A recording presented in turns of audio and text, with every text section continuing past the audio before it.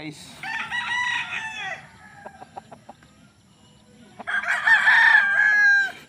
two times winner,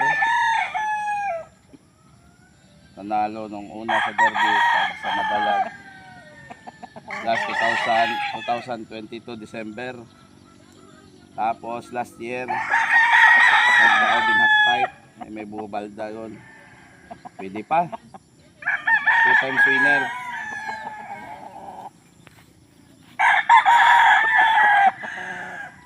Mga turning 4 years old yun na.